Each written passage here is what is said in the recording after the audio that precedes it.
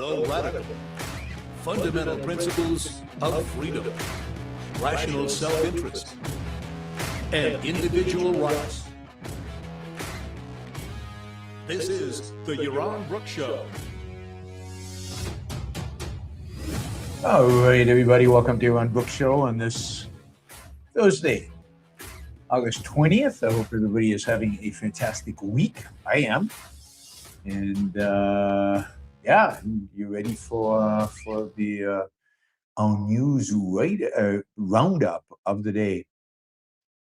All right, let's jump right in. Before I'll just remind you to think about questions and to ask on the super chat if you're here live, and if you don't want to ask a question, support the show with the sticker. Very much appreciate that. All right. Let's start with our new economic war. It seems like President Trump has decided to change strategies. The conventional war route did not go too well. It seems like Trump has come to the conclusion that he can't win the war with Iran that way. Indeed, it's positioned the United States in a weak place, having run out of missiles and run out of ground-to-air defensive weapons. It's made the United States more vulnerable, not less. And therefore, Trump has decided to walk away from kind of a hot war. At least it seems that way. Who knows what tomorrow he might decide. And he's now focused on an economic war. Economic D-Day, he calls it, on Iran. This is what he wrote. This is what he wrote on Truth Social.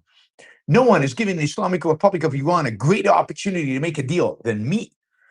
I am announcing the most crushing economic operation ever taken against any country. This will be economic warfare and isolation on an unprecedented scale. Their navy is gone. The Air Force is destroyed. The military factories are now rubble. If that were all true, then why aren't we just winning the war? And why haven't we opened the Strait of Hormuz? If they have no navy, if they have no missiles, if all of this is destroyed, if all of this is true, then why are we not just opening the Strait of Hormuz and letting the ships go in and going in there and taking the nuclear material? They have no army anymore. Anyway, their navy is gone. The Air Force is destroyed. Their military factories are now rubble. Their currency is worthless, and their country is hanging by a thread. Today, I am announcing that any country that allows its financial institutions, businesses, airports, or government entities to provide any type of lifeline to Iran will itself face tremendous economic consequences. Oil smuggling, swap lines, this is interest rate swaps, so currency swaps, cash transfers, exchange houses, ship registries, front companies. It all needs to stop now. You know who you are. This will be an economic D-Day, and we need all our allies to stand with the United States of America to isolate and defeat the Iran threat. These maniacs are on the ropes, and these historic measures will cripple them and their ability to project terror worldwide. Iran will never have a nuclear weapon. Thank you for your attention on this matter. So we're now going to strangle them economically somehow. And the whole world is going to help us because the whole world is our friend. Sanctions on Iran have been going on for years. There's nothing new. This is a tightening of the sanction, and this is sanctions on people who violate the sanctions, which has kind of always been the policy. I guess this is more intense. We didn't kind of mean the sanctions before, but now we really, really, really mean it. But here's the problem. You know who you are. Well, we all know who they are, right? The people who help Iran get around the sanctions. Who are they? They are primarily China, Russia, Oman, Qatar, and until yesterday, the UAE. We'll get to the UAE later. I mean, the UAE has long been the RGC's financial proxy, helping it avoid sanctions largely driven by the US. But here's the thing, the UAE is an American ally, has been forever. Why have we let them do this for years? Why have you let them do this throughout the war? Why does the UAE have a relationship with Iran? They just announced they're cutting off all economic ties with Iran because this, I think, was before even Trump's statement. This is because Iran had lobbed some missiles towards some UAE ships. But why were they having these relationships to begin with? I don't understand. I don't understand how these things function. It's just bizarre to me. I mean, were we serious about the war before? Were we serious about sanctions before? And if we were, why did we let the UAE, a partner, an ally of the United States in this war, why did the UAE trade with Iran as the UAE was being bombed by Iran? It's just that the Middle East is a weird place. Like the UAE is being bombed by Iran, but we'll still deal with finance. We'll still help you get around. We'll still help you fund the bombs that you're going to send to destroy us. It's bizarre. Bizarre. All right. But UAE, put aside the UAE. China? What is the United States going to do to China to stop China from dealing with Iran? China deals with Iran. It supplies it with weapons. It's a trading partner. It buys its oil, whatever oil they manage to smuggle out of there these days. It, I'm sure, provides it with financial and other assistance. What about Russia? Russia trades with Iran through the Caspian Sea, and Russia, I'm sure, again, buys. Russia's been buying Iranian drones. Has built Iranian factories in Russia to build those drones. Russia is a trading partner. Trump is going to get tough with Putin over Iran. That'd be interesting. I'd like to see that. Oman, Qatar. I mean, Trump will stand up to Qatar and tell them they can't have any economic relationship with Iran. That'll be the day. I mean, what exactly is going to happen here? I mean, Putin is going to ignore this. China is going to ignore this. I mean, it'll maybe pretend, but it's going to ignore it. Now, China, I mean, Xi is coming to Washington next month, I think. Is this going to be on the table? Is Trump going to cancel Xi's visit because China is still working with the Iranians?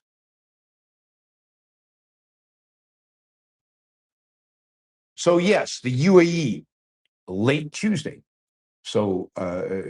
announced that it was suspending financial and economic transactions with Iran. Finally, potentially threatening Tehran's access to major sources of imports and financial backdoor to the world. Now, this follows, again, supposedly, weeks of Trump administration cajoling UAE to crack down on Iranian financial networks. Why weeks? Why not months? Why not years?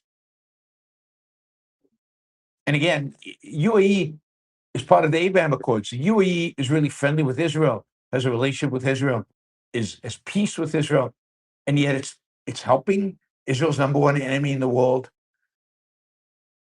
get weapons so they can. I mean, the whole thing. It just doesn't make any sense that this would just be allowed to go on. But other than the UAE, nobody's going to take this seriously, right? So, it's going to be interesting. It's going to be interesting to see what actually happens. I mean, even the UAE, it's one thing to announce that you're doing something. It's something completely different to actually go through with it, right? I mean, UAE makes good money off of the dealing with the Iranians. And somehow Trump's going to have to convince them that their long-term financial prospects are better off cutting off Iran and aligning more with the United States. The United States is not exactly in a great position right now to garner support from countries, right? So, so yes, we are launching this war. Trump is threatening Iran's trade partners, and no more military strikes, at least none planned right now. the most crushing economic operation ever taken against any country. You think this will break the Iranians? You think this will break religious fanatics? U.S. Treasury Secretary Scott Bessent, who is leading this, who's basically said, "Yeah, military operations are over. Now we're gonna crush them with economics." They are going to do whatever they can to isolate the Iranian regime. Again, shocking, surprising that they haven't already done this, that this wasn't part of the war plan originally. Why are they waiting till now? What's the point? I don't know. I don't understand policy. I don't understand strategy. I don't understand what these people are doing. Anyway, we will see how this is actually implemented. Nobody actually knows what new economic measures the U.S. can actually direct against Iran's trading partner, especially China. Especially China. It seems very unlikely. The Iranians are shrugging this off. The military war against them didn't break them. This economic pressure is not going to break them. And the Iranians are saying, look, we'll still talk to the United States, but we are not going to give in to the United States, and we're not going to change our ways, right? So we will see.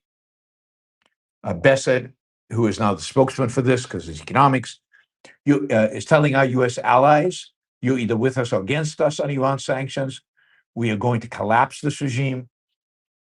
And he told CNBC Squawk Box on the street that the Trump administration will use secondary sanctions to penalize countries and companies that continue to do business.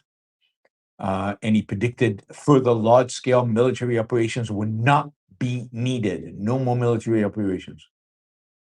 According to Bessent, quote, if you insist on doing business with them, either transferring money, buying their oil, doing seaborne ship transfers, then the U.S. Treasury and the U.S. government will put its full might and force towards enforcing against you.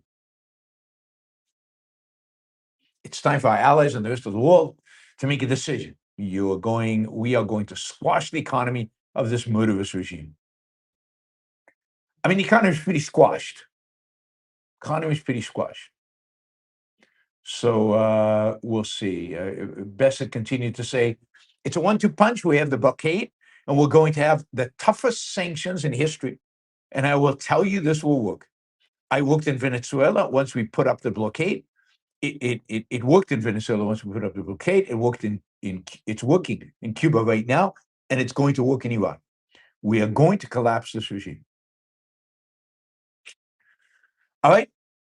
Put this on your watch list. We will keep monitoring and see what is going on and see if indeed the regime collapses. All right. All right.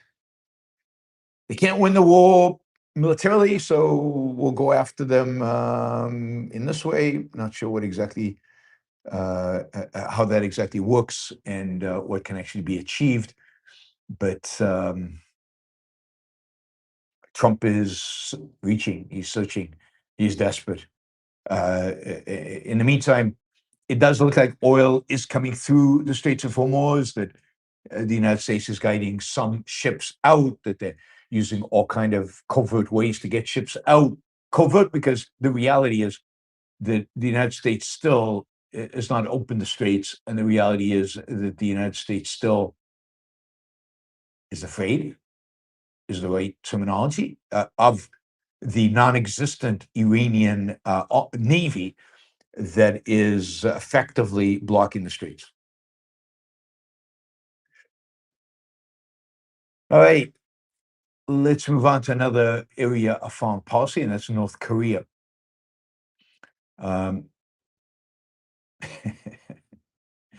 So, as you know, Trump, said 2 days ago, whenever it was, we talked about this on the show. He basically put out this tweet saying, "I have this great relationship with the brutal dictator of North Korea." That's my words, not his. And if I don't understand why we keep working with the South Koreans on these joint military exercises, it's very hostile. The North Koreans are really insulted by it. It really is not nice for us to do this. And we should stop, but we can't stop because we made these commitments. So I'm scaling them down a day before the operations, these exercises are going to start. Complete surprising the South Koreans. The South Koreans now are saying, we should think about not relying on the United States anymore, and think about our strategic options, given that we're not relying on the United States. Then Trump pivoted to say, I want to meet with Kim. I mean, I understand him and he understands me, and we're buddies. This is me. We're friends. We had such a great relationship the first term. Again, this is me, not him. I've done so poorly, so damn poorly in foreign policy. Maybe I can get a win in North Korea. Maybe I can have a really nice, cozy, friendly meeting with Kim, who I really, really like. And we had such a good relationship, such a good rapport in our first meetings. He got nothing done. He got no compromises from Kim. Nothing changed in the U.S. North Korean relationship. North Koreans did not slow down in their nuclear development. They didn't slow down on the development of ICBMs. And nothing literally changed. But he had those amazing meetings, one of which he was actually, Trump was caught, waving a communist flag. And yes. Anyway, he said he wanted to meet Kim, and he wants to communicate with Kim, and suppose he's writing letters. He talked about the love letters he was sending. And when he was asked yesterday at the Oval Office if Kim had responded, and Trump said he has responded. And then he says, Kim Jong-un has always treated me with great respect. That's what matters to Trump, right? What matters to Trump is treating him with respect, right? And Kim Jong-un has always treated him with respect, so Kim Jong-un must be a good guy. He says, and we met on numerous occasions, actually 2 primary occasions, spoken and spent time. I understand him. He understands me. I mean, again, this is the brutal dictator of maybe the most, if not one of the most oppressive regimes on planet Earth. This is a guy with the blood of hundreds of thousands of his own people on his hands, if not millions, given starvation and everything else that Kim Jong-un has inflicted on his own people. And Trump is kissing his feet, sucking up to him. I don't know what terminology you actually want to use. But this was a foreign policy disaster in his first term, and certainly what can be achieved? Zero. And particularly given that if Trump met with Kim right now, Trump is meeting with him at a point of extreme weakness. Can't win in, Iran. Not supporting Ukraine. We'll get to Ukraine in a minute. And, running out of missiles, no aircraft carrier in the Pacific, in the Western Pacific, real weakness.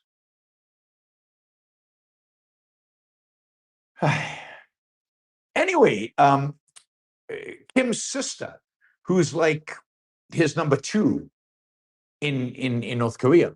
Kim's sister, yesterday or today, hard to tell with the time zones, she said, no, we're not interested in meeting Trump, and Kim Jong-un has not responded to Trump at all. And then this morning, North Korea launches ballistic missiles right into the ocean. They fired several short-range ballistic missiles, according to South Korea. The latest launches by the nuclear armed North came after Mr. Trump ordered a reduction in ongoing joint South Korean-U.S. Military exercises, another sign of weakness. So they launched the missiles, in a sense, as a middle finger to Trump, as an indication to Trump that, You can suck up to us, but we're not sucking up to you. We don't like these military exercises. So we're going to send some missiles into the ocean just to show you we have the missiles. They could be nuclear tipped.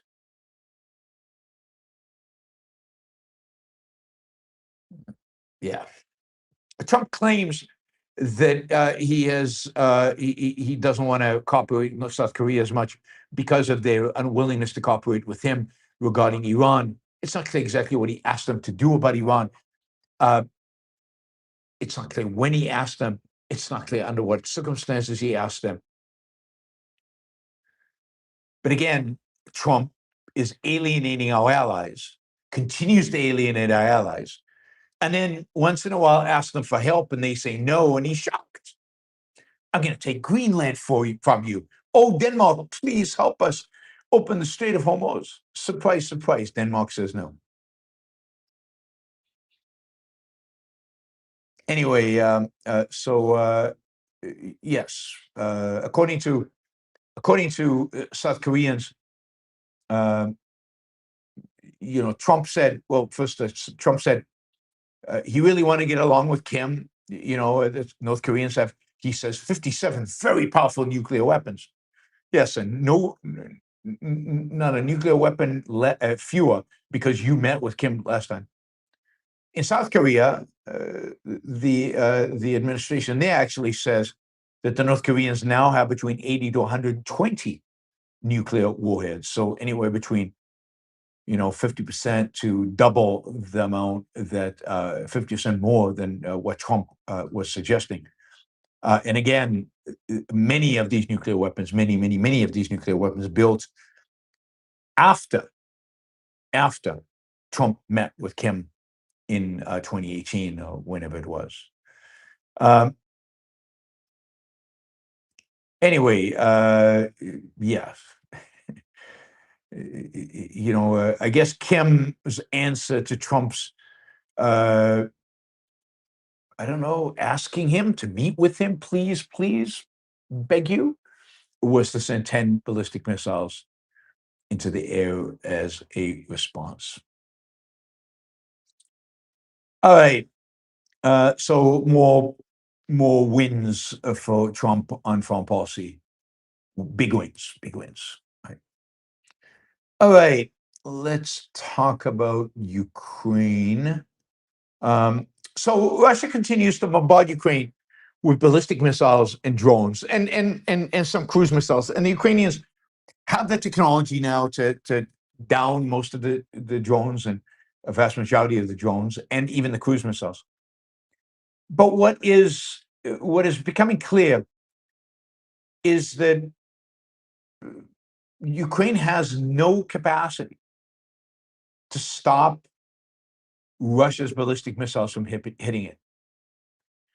The one weapon system Ukraine had to protect itself from ballistic missiles was the Patriot missiles, the American Patriot missiles. But basically, the supplies of those missiles have dwindled to non-existent. Really, right now, Ukrainian skies are completely open. Ukrainian cities are completely vulnerable to Russian attacks. I mean, last night, Russia launched a massive missile and drone attack on Kiev, the latest in a string of assaults on the Ukrainian capital. The attack killed at least 15 people. We're talking about civilians in and around Kiev on Wednesday night, while around 40 others were injured. A children's hospital and a school were among the locations that were hit. I just want to pause here for a minute. I want to read that sentence again to you, right? A children's hospital and a school were among the locations that were hit. I mean, where is the global outrage? The global outrage at the indiscriminate bombing on the part of Russia of Ukrainian cities. Where is the UN? Where are all the leftist activists demanding that Putin be brought to heel for the genocide he is committing in Ukraine? I mean, he is explicitly, unequivocally, without any apology, shooting dumb ballistic missiles into a populated city, hitting children's hospitals and schools. No knock first, like the Israeli military does to evacuate buildings. No, just lob the missiles and they hit wherever they hit. By the way, Iran did the same thing to Israel. Isn't that interesting? Iran bombed Israeli cities. Luckily, Israel knocked down most of the missiles, almost all of them. But if they'd gone through, there would have been hundreds, if not thousands, of Israeli civilian casualties because these were dumb bombs lobbed into civilian population centers. And nobody mentioned that. Nobody cared about it. Nobody blamed Iran for committing atrocities against civilians during wartime. And Russia does this every night, every single night. It's been doing it for years now. And while, there's some case against Putin for war crimes, this isn't it.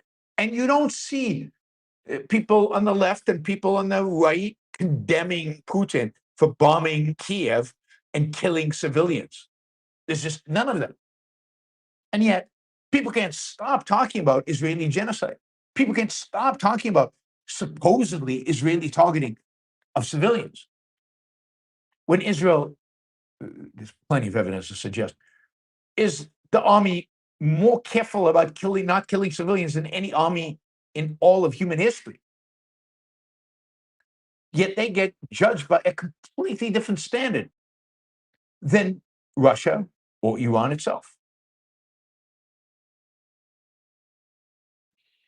Now, going back to Ukraine, for much of the war, Ukraine was able to intercept, even Russia's most advanced long-range missiles using US-designed Patriot air defense system.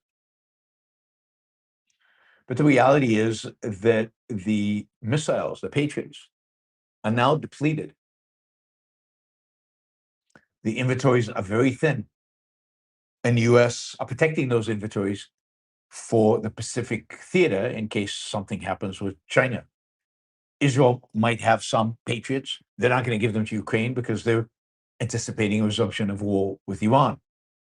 Maybe there are a few here and there in the Middle East, but there's just no quantities. And therefore, the United States has stopped selling them, and they were selling them to the Ukrainians. As a consequence, Russian missiles are reaching their targets. And there's no end in sight. In addition, Ukraine has no protection now to protect its power plants.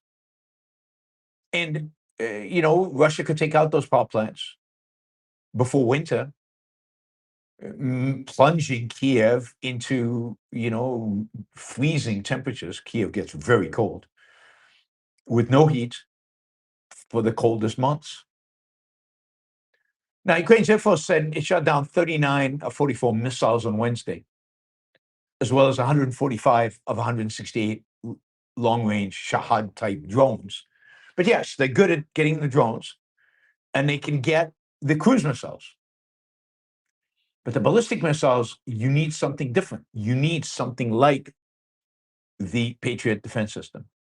And the reality is that there are very few systems like the Patriot. The Europeans have a system that can compete with the Patriot, but they haven't deployed it yet. It's not in mass production. They can't produce enough units to share it across Europe and provide it to Ukraine. And other than so they, for some reason, Ukraine's not using it. I'm not sure exactly why they're not. I'll have to ask ChatGPT that, why they're not using the European air defense system. Israel has an air defense system, David Sling, and Arrow 2 and 3. But Israel has not been selling weapons to Ukraine. Again, I don't understand why. One of the great foreign policy failures on the part of the Netanyahu administration has been its coldness and its resistance to supporting Ukraine.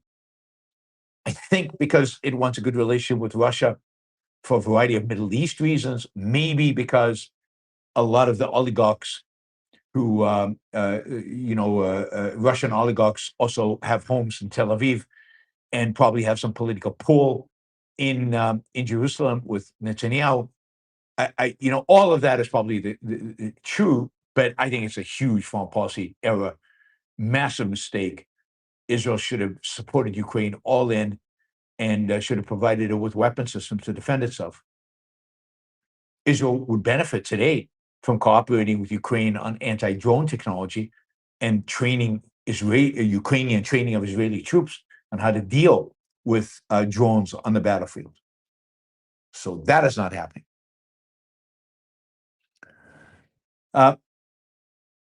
So it's ballistic missiles, they go up, they come down very quickly, whereas cruise missiles, you get some more time. The same with drones. Ballistic missiles, you get very little time. And as a consequence, sirens go off, air raid alerts go off, but there's very little time to actually react to them. So Ukraine is vulnerable, and Ukraine is vulnerable to a large extent because the United States failed in Iran. Ukraine is vulnerable to a large extent because the US cannot manufacture its own weapon systems at scale, which is a travesty and should be investigated about how administration after administration after administration have allowed the United States military industrial base to get to the point where we can't produce the weapons we need. And a relatively small war with Iran has depleted our resources. Imagine a war with China. After 3 weeks, we'd be out of missiles. What would we do then? Sign long-term contracts with Raytheon to deliver more? It's just, the whole thing is bizarre. It's as if we live in a World War II model where everything's going to take years, where the war's going to last forever. We can ship it slowly to Europe. We'll do it. We'll take our time. Wars today are instantaneous. They're quick, and yet production of war materials takes years, decades. I mean, the United States military has completely lost the plot on modern warfare and is doing nothing to fix it. And this administration doesn't seem to be interested really in fixing it. There's some investment in defense startups, which is good. I mean, some encouragement of defense startups, which is good. But you need a lot more than that. And certainly, if anything, the US military is going to need a lot more, not less, Patriots and Tomahawks and things like that. And to allow yourself to get into a position where to build a Patriot or to build a Tomahawk takes months or years, I just don't understand. Where were the defense secretaries? Where were the generals? Where have they been all this time to get to this point? Anyway, right now, Ukraine is the one suffering because the United States can't build Patriot missiles. Now, Ukraine is building their own air defense system. These are very complex weapons. These are very, very difficult. But Ukraine is trying to build their own. Maybe on the basis of the European system, maybe with the Europeans, it's hard to tell, that would be cheaper and more effective for the needs that Ukraine has. Again, very complex systems, but as we've seen, Ukraine has been incredibly innovative when it comes to weapon systems. And so I wish them luck and hope they can deploy it soon so that, they are less vulnerable to Russian attack against their own civilians. All right, if we're talking about the military, let's talk about the Army. We talked about the Navy, I think, yesterday. Today, we'll talk about the Army. And this story that I think broke today. The U.S. Army is phasing out a new drone battalion that was only created in January. I'm going to read that again because it's pretty shocking. The U.S. Army is phasing out a drone battalion that was only created in January. The battalion was meant to master drone and robot warfare based on lessons learned from the Ukraine war. After major exercises in Germany, the unit from the 173rd Airborne Brigade is going to report its finding and then return to its core task as an airborne infantry battalion. Now, this was done by the acting army chief, General Christopher Lanev, who is a close ally of Hegseth, who was just appointed to the role when, after Hegseth fired the previous army chief, who, by most accounts, seemingly, was doing a really good job, and who actually, in an attempt to modernize American warfare, in an attempt to modernize American ability to fight, had launched this drone battalion to learn lessons from Ukraine and to start implementing drone technology, drone warfare into kind of the day-to-day operations of the army. On the other hand, Hegseth and Lanev believe in going back to basics, tanks and artillery and ground troops. At least that's what it seems like. So who knows? I mean, the army still says it remains committed to drone dominance, but this doesn't exactly show it. I worry about Hegseth. I mean, what does Hegseth know? The guy has no basis for being in the position he's in. He has no, he's been in the military. I've been in the military, but to be Secretary of Defense, Secretary of War, as the case may be, you need to have deep knowledge of geopolitics. You need to have deep knowledge of warfare, knowledge of history, knowledge of what's going on in the world today. You have to be an ace in strategy. You have to really be, thinking about multi-theater war, Europe, Middle East, China. You have to think about new technologies. Hegseth is a nobody and a nothing. He's a Fox TV host. I mean, we will pay for these awful Trump appointments. We will pay for decades because the consequence of bad decision making right now, with the Navy and the stupid catapults, the shifting from electromagnetic to steam. We talked about this yesterday. Backing off of drone warfare in the Army. This will have long-term consequences. According to Wall Street Journal, the elimination of futuristic drone battalion is part of a broader back-to-basic approach ordered by General Christopher Lanev, the acting chief of staff of the Army, who's, and this is drawing criticism from several military experts and others. Hegseth would like to make Lanev the permanent chief of staff, Army chief of staff, but both Democrats and Republicans, he needs that to be appointed. He needs to be appointed by Congress. They're all resisting. They don't like this guy.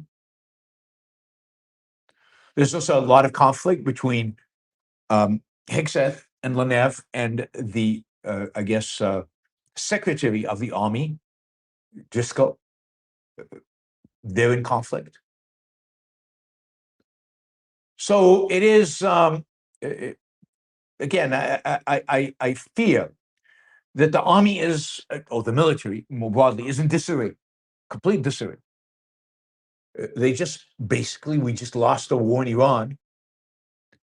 Now, we're shaking up the Navy in ways that just add costs and delay projects. Our aircraft carriers, we don't have enough of them, and they're not in the right place in the world. Again, we don't have an aircraft carrier in the Western Pacific for the first time, which is pretty shocking. And the Army is maybe not keeping pace with tech and not keeping pace with lessons learned from the war in Ukraine. I don't know. Maybe Maybe the other thing that, by the way, Lenev did is he's reassigned the 3rd Armored Corps, which is based in Fort Hood in Texas. This is a corps that is supposed to be on readiness to be shipped to Europe in case of war in Europe or in case of a conflict in Europe. So it is an armed corps, basically with a focus on Europe and the European theater. Well, Lenev has changed that and has now focused the corps to the new Western Hemisphere Command. So I guess we're going to send them into the jungles in Colombia to fight drug lords, or maybe, yeah, I'm not sure what else we would do in the Western Hemisphere. In the Western Hemisphere, our enemy, in quotation mark, I put enemy, are the drug lords, are drug cartels. We've been fighting them since 1972 or 3, whenever Nixon declared a war on drugs. And we haven't won. But we're dedicating under Trump more and more and more and more resources to winning. Pretty sure it's going to be a failed effort. Pretty sure market demand always outstrips the ability of government to suppress it. So I don't know. I guess we need heavy divisions with no drones to invade and occupy Greenland, maybe? Is that what we should be doing? But it looks like we're going to send tanks to fight the drug war. Anyway, Hegseth is our Secretary of War. So I mean, when you put people who are not that smart, or you put people who are, if you put people, if you fire, quality people from senior positions in the military, surprise, surprise. And when you have Donald Trump running a war, surprise, surprise, you lose it, right?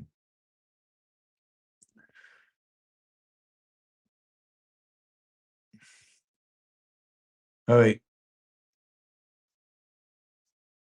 Let's see.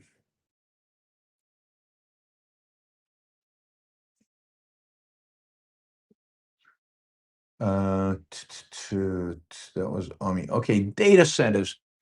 Really interesting.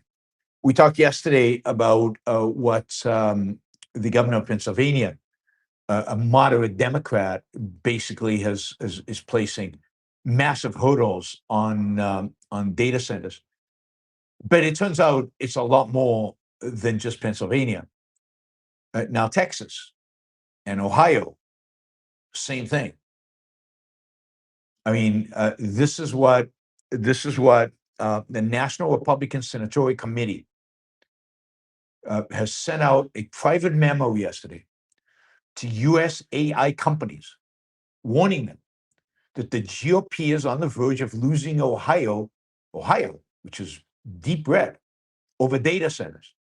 And unless something is done to improve public perception, political support will collapse nationwide. Here's the letter that they sent. This is to AI companies.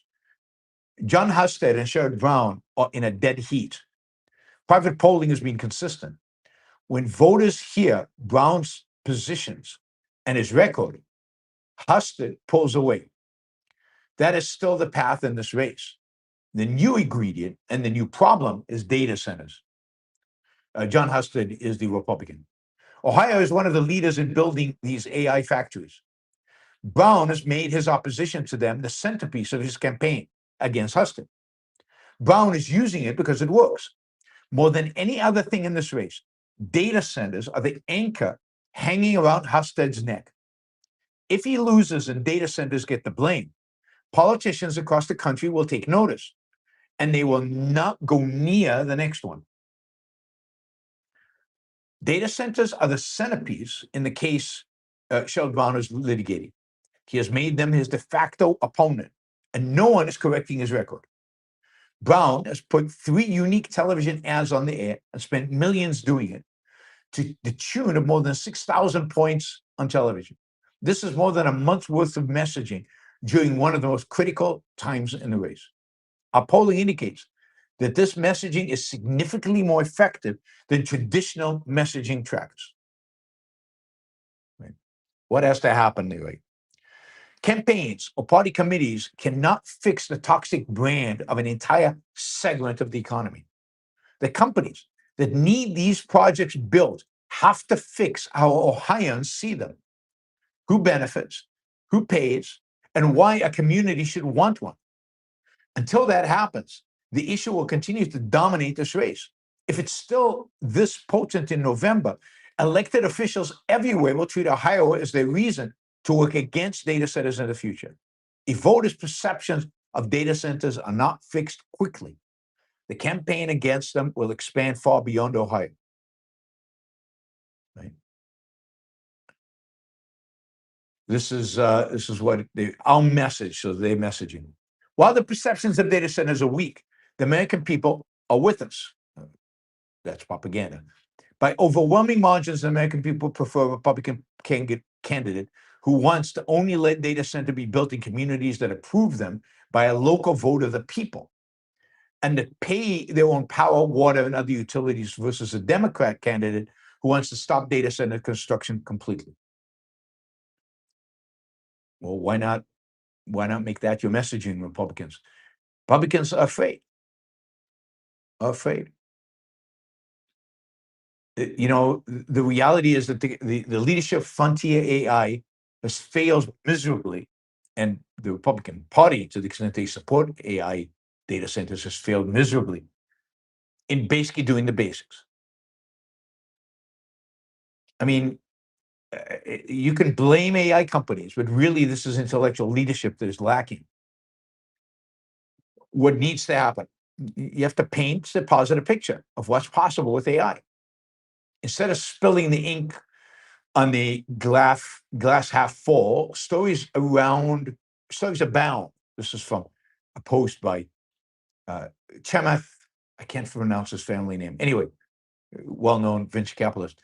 Stories about a pole-clutching, catastrophizing, arcane technical jargon that together breed mistrust, fear, and skepticism. Yeah, I mean, all the leaders of the companies are basically doom and gloomers when it comes to AI. Well, why would they expect the public to have any better view of AI than the people actually producing the AI? I mean, these data centers visibly and disproportionately enrich the local communities. And yet those stories are not told. Not told. And the AI companies are constantly fighting with one another over regulations and trying to get the government to do this and the government to do that. It just makes them all seem shady and cody. And the victims are going to be data centers. So we need a campaign to promote data centers. Now, again, I'll give you another example. So Texas, you'd think Texas would be at the forefront of building data centers. It's a Republican state through and through. It's a Republican governor. Here's Greg Abbott, the governor of Texas. My directive has halted up to 1,800 data center projects. I established guardrails and guidelines to protect Texas communities. Data centers must not take water needed by local communities. They must not take power needed by Texas power grid. They must lower the cost of electricity. They must not disrupt neighborhoods or rural communities. What does disrupt even mean? These guidelines are now the universally applied standards in Texas. And he started this off by, he has halted the development of 1,800 data centers. And he's proud of this.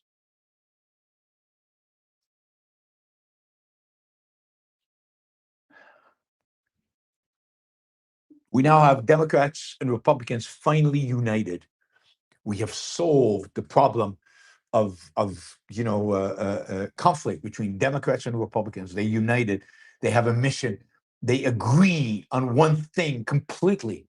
They both hate data centers. This is the uniting factor of America. Let's stop AI. It's pretty disgusting and pretty upsetting. All right. Again today, not a lot of super chat questions. You guys are not inquisitive.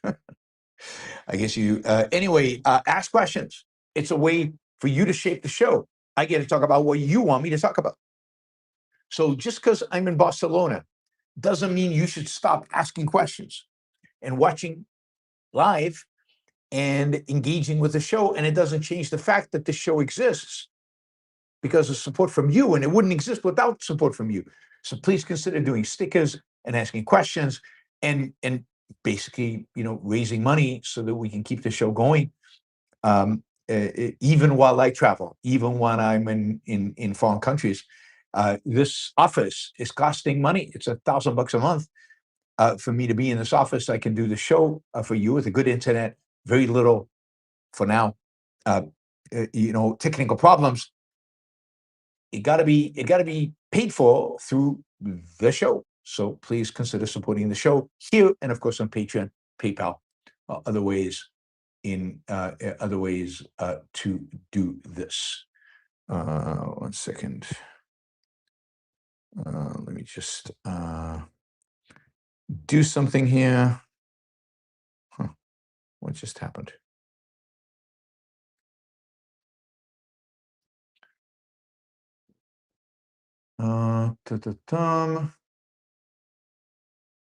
What?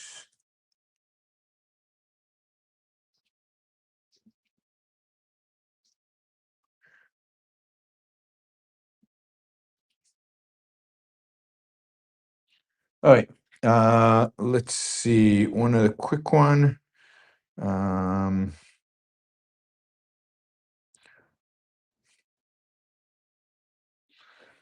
second.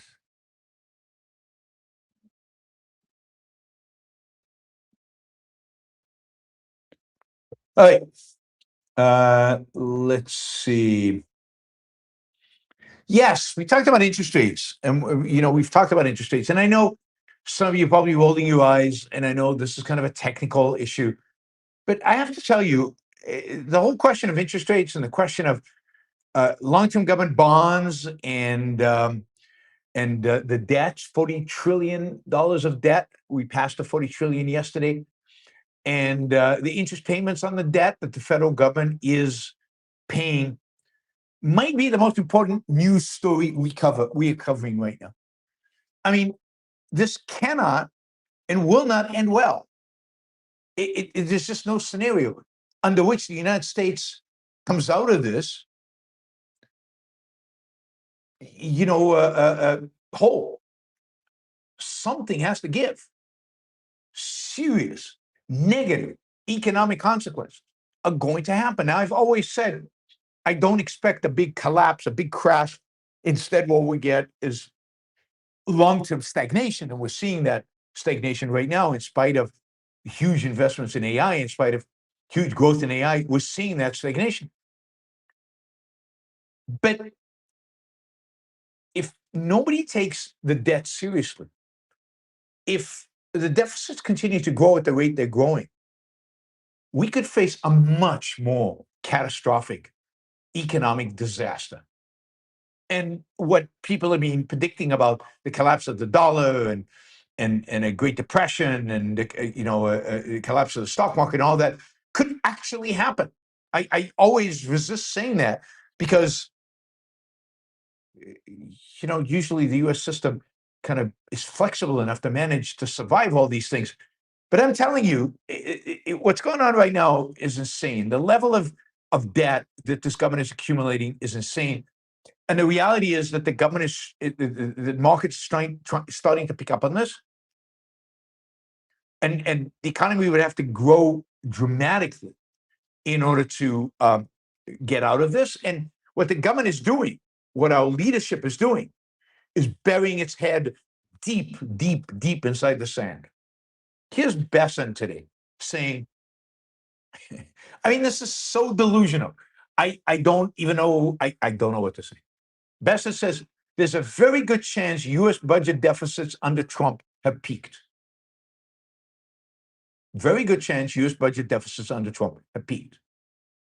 Now, note, this is at a time when the Trump administration is asking Congress for a budget for the military, 1.5 trillion, half a trillion larger than it was in the past, where there was no discussion at all at any level of government of reforming Social Security or Medicare, where interest payments on the debt are in excess of $1 trillion and increasing, not decreasing.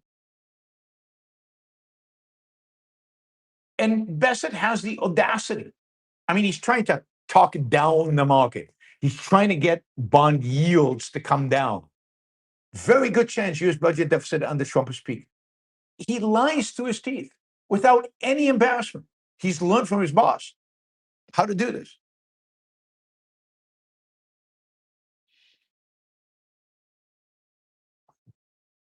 So, what, he's just pretending. I mean, he's buying it. I mean, everybody now is bought into, I guess, modern monetary theory, right? MMT, the idea that you can just print money and print money and print money and expand the money supply and expand and expand and expand with no end and no negative consequences, no inflation, no negative consequences. But that's mythology. That's mythology. And it won't survive. And the United States is pushing the boundaries. Of course, Japan is pushing the boundaries. I'd say the entire Western world is pushing the boundaries. And you will see that it's not sustainable.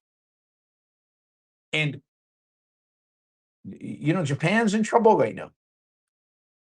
And of course, the consequence of Japanese experiment with this have been stagnation, as I predicted, as I told you, it would be stagnation.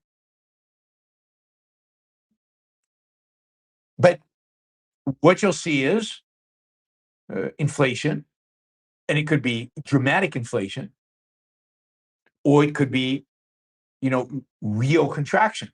Maybe in an effort to fight inflation, we drag ourselves into a Great Depression.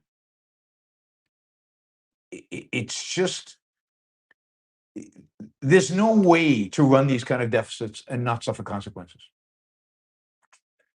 Now, what I wanted to do, so if you remember yesterday, I told you that Bassett had said that the Treasury would buy long-term bonds. They would issue short-term bonds to buy long-term bonds to try to drive the yield on those bonds down. I see I talk about interest rates and deficits and people leave the show. And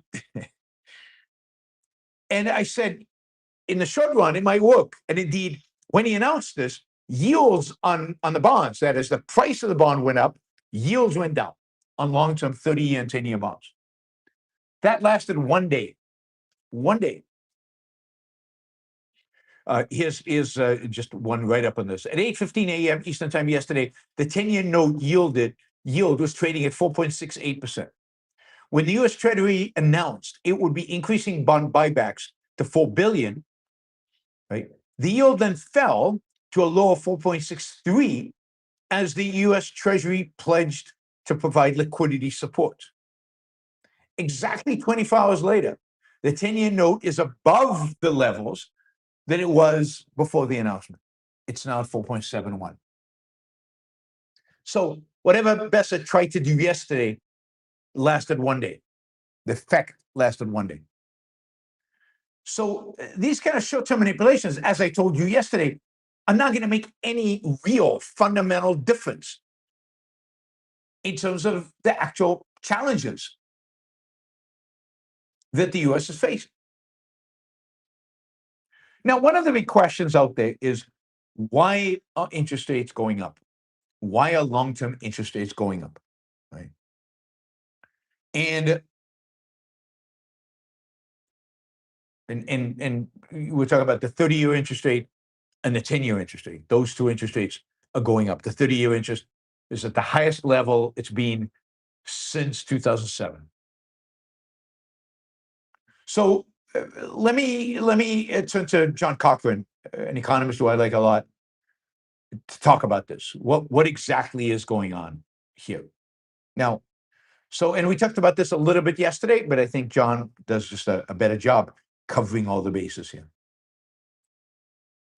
So he says, perhaps investors expect more inflation in the future. So trying to get compensated for future inflation. We talked about this yesterday.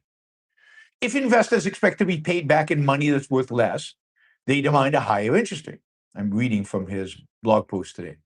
One piece of evidence against that is that index bonds, these are bonds that are indexed to inflation, have risen in tandem. So this doesn't seem to be an inflation-adjusted increase. It seems to be, or it seems to be an inflation-adjusted increase. It seems to be an increase in the real rate that investors are expecting, not in the inflation-adjusted rate. And he says the spread between regular bonds and index bonds does not seem to have widened, which would be the case if it was inflation expectations driving this. So he says, look, but this is not perfect measure either. So he says, perhaps investors expect the Fed to raise rates in order to fight inflation. Long-term interest rates are the average of what people expect future short-term interest rates to be, plus a risk premium. So long-term interest rates rise when people expect the Fed to tighten.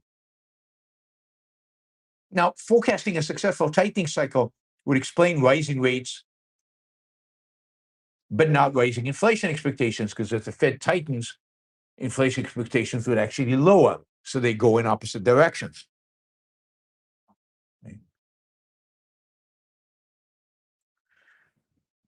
Another alternative, and this one presented by the Wall Street Journal, but again, Cochrane is talking about it, is that we're just returning to normal. Over the course of history, 2 to 3% real interest rates is above inflation and above risk. On top of 2 to 3% inflation is perfectly normal. So 4 to 6% nominal interest rates are perfectly normal. It's the 2000 to 2020 period with negative real interest rates that is weird. I agree with that. The journal blames, quote, extreme monetary and physical policies. John says, I don't see how those produce low real rates for 2 decades. Other stories include demographics and saving gluts, a wave of middle-aged people saving for retirement, and safe asset demand by countries building up reserves after the crashes of the late 1990s. My view is simply poor investment opportunities and low growth in an overregulated economy. Again, I kind of like John's interpretation. So interest rates were really, really, really low, real interest rates, because of poor investment opportunities and low growth in an overregulated economy, which is what we've suffered from the last 20 years. And then he says, until AI came along, maybe now investment opportunities are much better. Low growth means low real interest rates, right? But if people expect growth to accelerate now because of AI, interest rates are going up because there are alternatives. There are better alternatives. There are better things to invest in than government bonds. AI data centers, for example. Or maybe, he says, here come the bond vigilantes. I like this explanation too. You knew this was coming, right? Unsustainable physical policies, this is debt, can only go on so long. Eventually, bond investors decide that the US will not in the end do the right thing after trying everything else and default, expropriate, tax, maybe capital controls, or sharp inflation is on its way. As a consequence, they stop buying long-term bonds, especially, and look to short-term bonds, which are much safer and they can get out of them much quicker, much easier. And, he shows that if you look at, interest rates on the 10-year bond, the two economies that experience the highest are the US and the UK. And it's almost, they match from 2022 on. they seem to match interest rates, the US and the UK. UK right now is very high 10-year interest rates. He says, I plot some of the international things. It's a global phenomena, interest rates going up sharply. And it lines up roughly with fiscal policy, that is debt. The US actually looks a lot like the UK, everyone's favorite advanced country's physical and economic stagnation basket case, UK. So much for exorbitant privilege. The idea that the reserve currency status in the dollar means we can borrow at low rates. It doesn't. But Germany isn't far behind, and Japan has shown the steepest increase in its fiscal problems as its physical problems seem finally to be catching up to it. The only country doing well is Switzerland. The exception proves the rule. It's possible to have very low interest rates. Switzerland has about the most solid non-inflationary debt repayment policies on the planet. Their interest rate is almost too low, perhaps suggesting some worry over deflation and uncontrollable appreciation of their splendid currency. That's chilling. If we're seeing, according, again, this is John, if we're seeing a flight from sovereign debt, it's a global flight from sovereign debt. And such a crisis is certainly a possibility. Where does the crisis come from? Debt that nobody knows how to repay, shady accounting, short-term debt that is being rolled over on the hope of a greater fool, and a potential crisis that nobody can imagine happening. Check, check, check, check. It applies to the United States. It applies to Europe. Still, he says, though I worry about this as much as the next person, it seems to be a real flight from debt needs a spark. And it's awfully quiet. My main fear remains that in the next crisis, the US tries to borrow an immense amount again, and then the well runs dry. Illiquidity, dysfunction, plumbing, supply and demand, and other technical factors are the usual story. For some reason, there's limited demand for long-term Treasury debt. The European Central Bank has been propping up sovereign bonds for a long time on these stories. The Fed intervened massively in March 2020. So what is going on? Recently, Treasury and Fed together intervened to give Japan dollars to buy yen, rather than let Japan sell treasuries. We talked about this. And in more recent news, the US Treasury is trying to prop up the long-term treasury market by buying up long-term treasuries and issuing short-term treasuries instead. We talked about that. One can read that as a liquidity policy. It only moves yields at all if there is some sort of maturity-specific demands. And it did move yields. But we'll see how long it lasts. It didn't. One day it lasted. If the rise came from the beginning of flight from sovereign debt or any of the other more fundamental forces, it won't last long. Anyway, this is not good news, and it is going to be really interesting to see how this ultimately plays out. And this is all the consequence of just unbelievable irresponsibility on the part of our government and the governments of Europe, borrowing like there's no tomorrow. And I mean, here's a headline from the Wall Street Journal today. The Treasury market's coveted status as a safe haven is fading. So everybody buys US Treasuries because they're safe. Two new studies find signs investors aren't as willing to accept low yields because of Treasury debt's safety. Yeah, because when you go your debt to 40 trillion, they stop being safe. All right. What did we want to talk about here? Yeah, This is a quick one. Throughout the years, decades, we keep hearing stories about elections are being bought. Elections are bought. Whoever has the money wins elections. It comes from the left. Sometimes it comes from the right, depending on the election cycle. And there's this general perception, Citizens United, which allowed PACs to exist and corporations to fund unlimited amounts, are often blamed for the dysfunction in American politics because money matters. What matters is money. Well, that's never really been the case. Never really been the case. But this last round of elections shows how, it really isn't the case. We talked about the Florida election where the one Democratic candidate spent $16 million in his campaign, and his challenger, or the second candidate, spent $1 million in the campaign, and Angie Nixon, who spent the $1 million, won 56% of the vote. I mean, it's just astounding.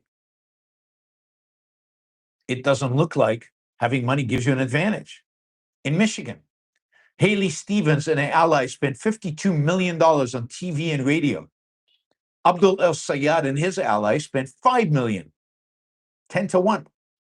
El Sayed won.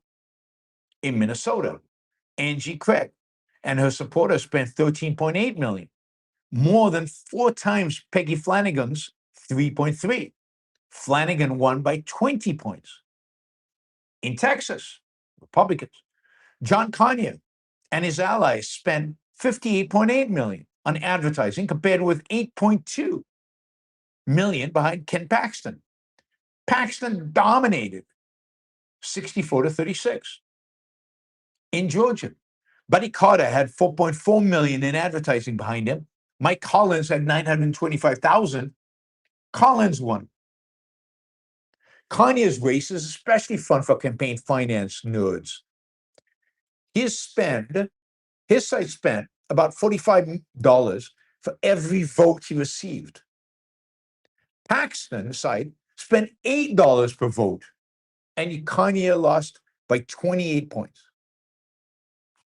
Now, if you look at overall campaigns, right? For example, in the 2020 House elections, for example, the highest spending candidate won about 88% of the races. Money buys advertising, organizing, polling, and so on, right? But it's not clear what the causation is here, right? Correlation does not equal causation. Strong candidates attract money. Incumbents raise money because donors expect them to win, and incumbents almost always do win. Competitive challenges attract donors because people think they can win. So it's the people who expected to win raise the most money, and then they win. So sometimes money produces electoral strength, but often it's electoral strength that produces money. So, the whole money buys wins in politics. The whole money is what really only thing that matters in politics. Yeah, doesn't actually pan out if you actually look at the data. All right, what did we want to do here? I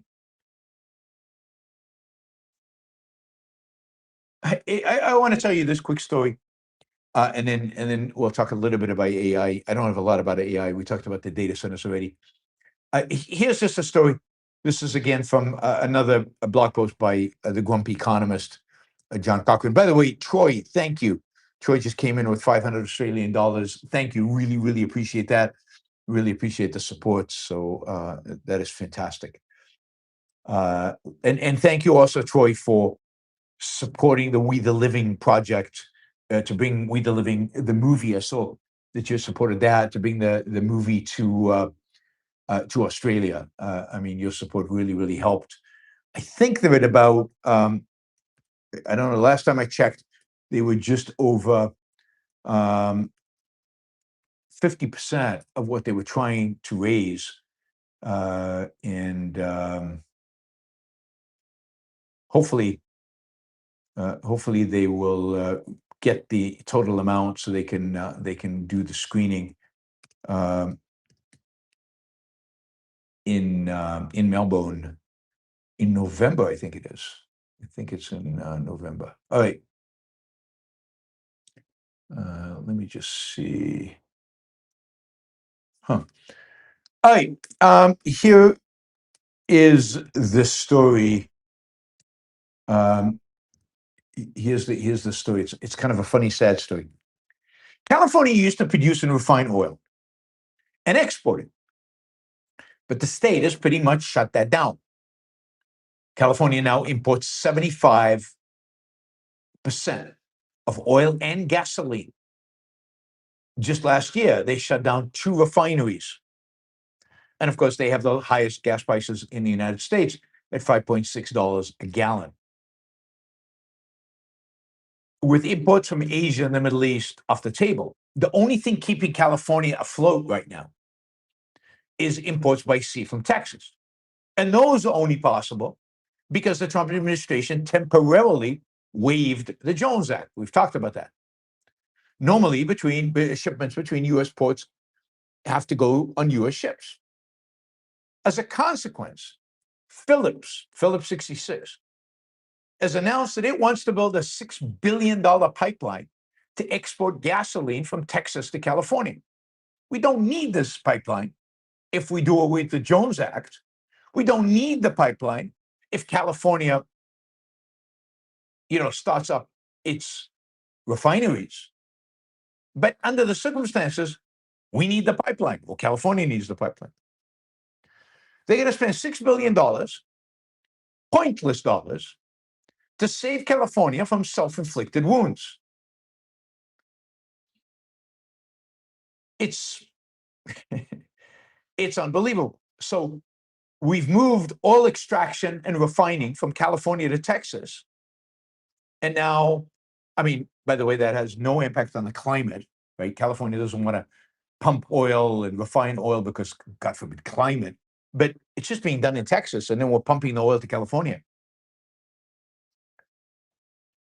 Amazingly, California's governor, Gavin Newsom, said he won't block the pipeline.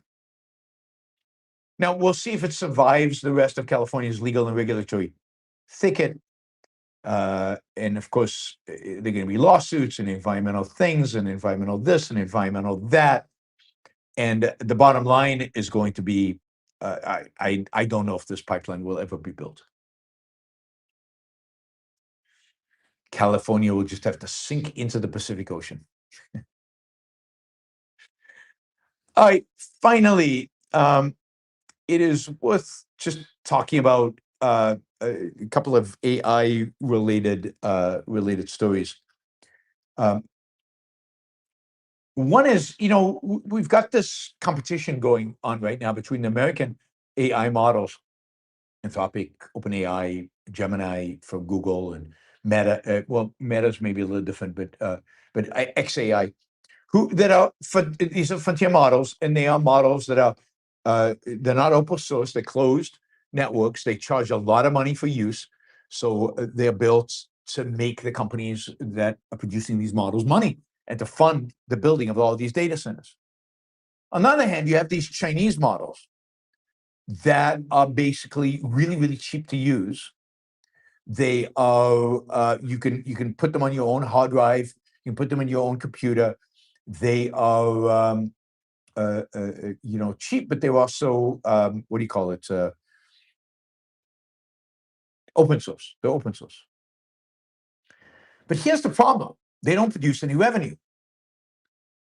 And Chinese AI startups are now facing real pressure from venture capitalists, from investors, to demonstrate how they intend to be profitable, because they're burning a lot of cash.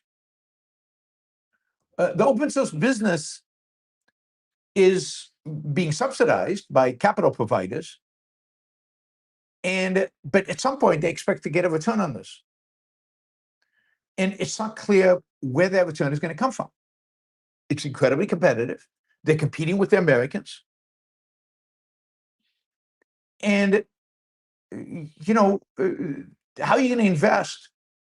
They can't invest billions of dollars to do foundation models. Now, to some extent, these Chinese models are trying to free ride, right? So Chinese open source strategy has to evolve to survive. And you're seeing a bit of a shift in this direction.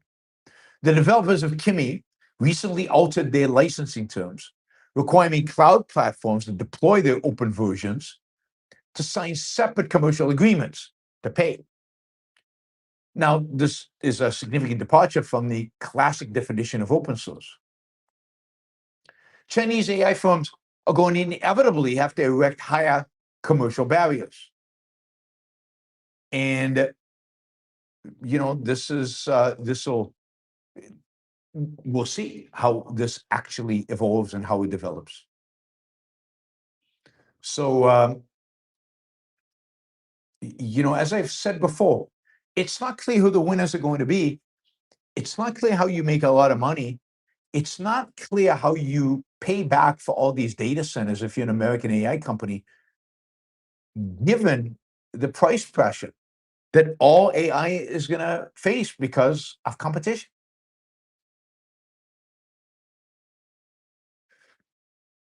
All right. This is just another note somebody wrote that I found interesting. I'm just going to read you what he wrote.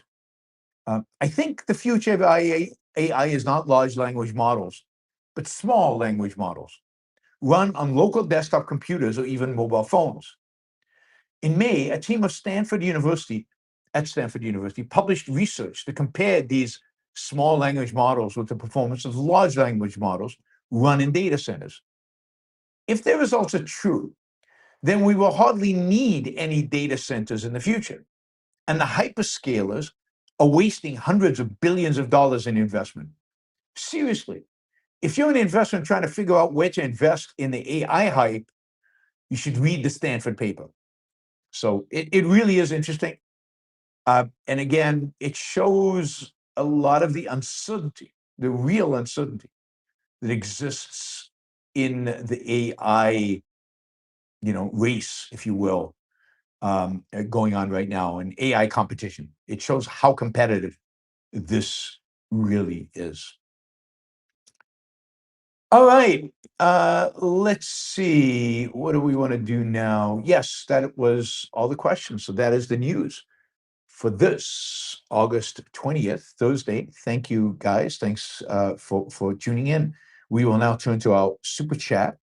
And before that, a few things. Yeah, I want to remind you again of the Australian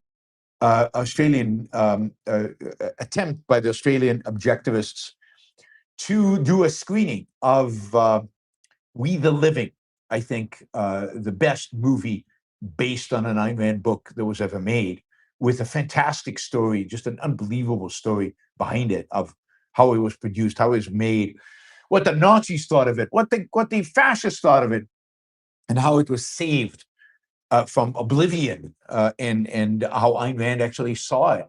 And all of that will be told as part of the screening of this movie. So I highly, highly recommend you actually attend the screening. I think you'll really enjoy it. And I think the screening will include, a discussion by Duncan Scott, who is responsible for this version, this version which is clean and got new subtitles and better sound, just turned it into an even more gorgeous movie than it was originally. They are trying to raise $10,000 for this, to screen this initially in Melbourne and then maybe travel around the country and do some screenings.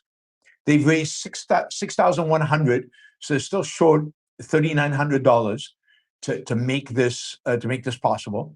I'm hoping that you guys, I know that a lot of you, the Australians, have a hard time watching my show when I do it in this time, because it's not exactly a great time in Australia to be listening to your Yaron Brook show. What is it right now in Sydney? It's 5:25 a.m.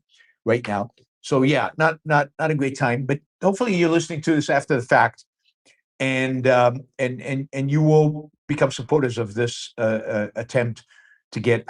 Again, I think you'll enjoy it. I think it's worth it. And even if you can do a small amount, whatever amount you can do, it all adds up. It all helps, and to get this movie done.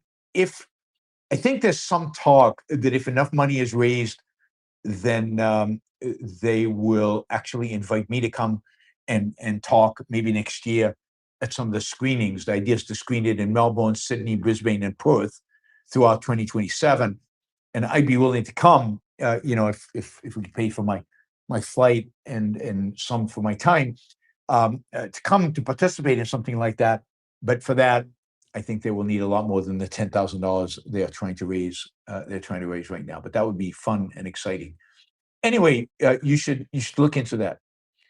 All right, let me just look and see what's going on here. Yeah, Ayn Rand Institute, of course, is a sponsor of the show, and they would like to remind you that they are launching ARU. I mean, the name keeps changing, but these are basically online courses on objectivism. If you want to master objectivism, if you want to study objectivism with experts who know it, then discover the all-new ARU, beginning with a 3-course sequence of objectivism, an intense seminar led by N.Korea. So this starts, I think, in October. Ayn Rand's ideas are wide-ranging and deep, spread across panoramic novels and voluminous essays. They can be incredibly inspiring, but to fully grasp and apply them takes more than inspiration. It takes a full, first-hand understanding cultivated through structure, guidance, practice. A fully redesigned ARU is designed to help you get there. ARU is centered around our new Objectivism Intensive Seminar, a 24-week sequence of three new courses led by ARI's Chief Philosophy Officer, N.Korea, guided by Gate and the other world-leading expert on objectivism at the Institute. You'll follow a well-crafted path through Ayn Rand's philosophy. ARU is designed to take you beyond what self-study alone can provide. You'll deepen your knowledge, not just about what Rand thought, but why and how to think through these issues yourself. The result, a more integrated, confident, and practical grasp of objectivism, readily applicable to your own life. ARU offers courses at no cost for graded students beyond a one-time $100 admission fee. So $100, if you grade it, if you're actually getting graded, it's free, $100, and you get all the courses, which is fantastic. And I'm glad. I've been arguing for a long time that it should be free for graded students. Personalized coaching and a community based on shared values. This is what ARU offers. Catalyst scholarships of up to $500 per month for top students. That's money in your pocket, not a tuition waiver. You're not paying tuition. You get $500 in your pocket, so they're paying you to take classes. I love it. Further advanced courses in philosophy, communication, and applications of objectivism. ARU offers a potential path towards ARI's intellectual incubator, which invests in early career intellectuals committed to relentless growth and to impacting their fields. Applications are now open. The deadline is October 1st. ARU courses can also be audited without need to apply. If you audit, you get to pay. Learn more at learn.aynrand.org. Learn.aynrand.org. Know someone who might be interested, then pass this along to them. Let them know about this. Learn.aynrand.org. So check it out.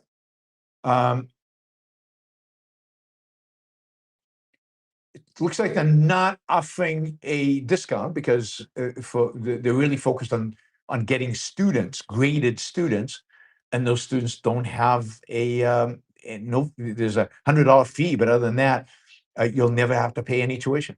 It's pretty amazing. Now, the application deadline is October 1st, so you got a month and 10 days, but go apply and try for the scholarship where they pay you, right? Where they pay you, the Catalyst scholarship. So go for it. I encourage all you young people out there, everybody who's serious about objectivism, everybody who wants to be a graded student, really get engaged with this. Go do it. Go do it. I'll also say I'm teaching a course for ARU starting in October on basically the origins of Western civilization, which will be a lot of fun based on the book I'm working with Don on Christianity versus the West. That'll be integrated into the course. All right. Let's see. All right, let's turn now to our super chats. Oh, I'll remind you, we got the super chat, but let me also remind you to become a monthly contributor to the Yaron Brook Show. Patreon contributions are incredibly valuable. Becoming a monthly contributor, you also get a lot of perks. You can go to Patreon and find out about them. Go to patreon.com and just search Yaron Brook Show and see if it's something that interests you. It's incredibly valuable to me, to the show, to making the show continue and be possible to do all this other stuff. Oh, I didn't do the Rogan topic. God, how did I miss that? I didn't do the Rogan topic. Okay. All right, let's do this. It's given that Troy did the 500 Australian dollars, we're well funded into the second and even the third hour. So let's do the Rogan segment. Let me find it. Because it's video. Yes, I've got that. And let me shift to this. Hopefully you can see that. And we're going to listen to it and respond. And we'll finish with that. And then I'll go to your super chat questions. In the meantime, given that I'm doing the Rogan, you're getting a bonus. Not really, because it was planned. Let's try to get to a third hour goal. Troy got us way into the second hour and past the second hour. So we're beginning to chop away at the third hour goal. But super chat questions and stickers. Go for it. All right. Hopefully everybody can see this. Hopefully the sound will work. Let me know if it's not working. If there's some problem with the sound. Let me just do this. All right. And let's watch this and see what we think of this. One second, what is going on here? Make sure you can see this. Whoops, I don't want to do that. All right.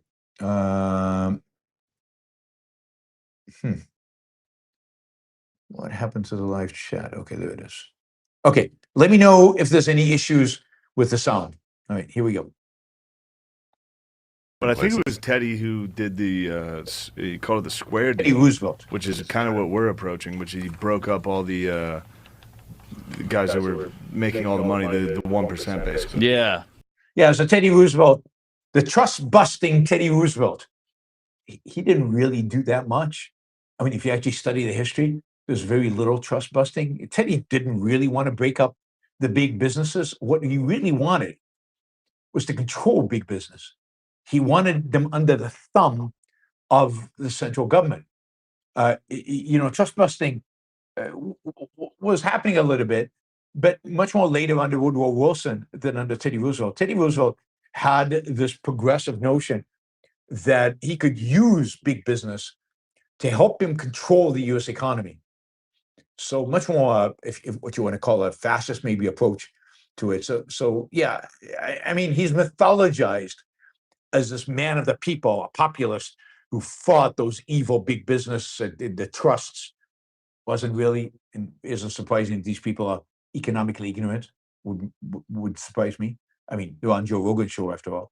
He called it the square deal. Was that Teddy? Square deal. Wow. Yeah. There's no such thing as a three square C's: deal. fair consumer protection, control of giant corporations, and conservation of natural So we're getting close to. We need another Yellowstone Teddy, somehow. where somebody's willing to abuse their executive power to shut down whatever the fuck we're doing right now. So whatever the fuck we're doing right now is referring to big business, AI, data centers. We need to shut it all down. We need to clamp down on them. We need to break them up. Big tech, the evil of big tech. This is on Joe Rogan. Now listen to what Joe Rogan responds to this. But the thing is, like, don't you think that big business and corporations and super PACs and all these different things have gotten so deeply entwined in politics that if a guy ever tried to do anything remotely like that, they'd kill him? Yeah. They'd kill him. They'd kill him. Joe Rogan just said the corporations would kill him. So if a president tried to break them up, the corporations would kill him.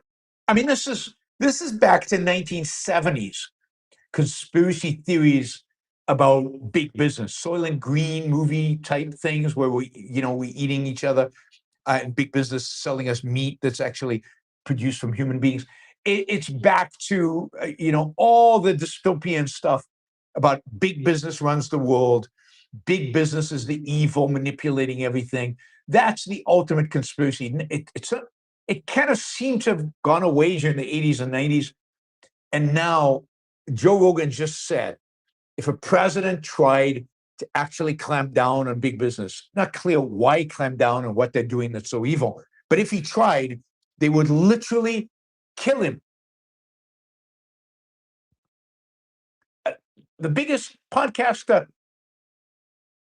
I don't know if the world, but in the United States, people listen to this guy. Yeah, we Probably. went too far. I mean, look, we thought Trump was going to do it. It's clear he's not going to do any of those deep in. things. He's not Yeah, going to do but any of those that things could they be, said. we're gonna have to get one or two guys are gonna have to get shot in the head.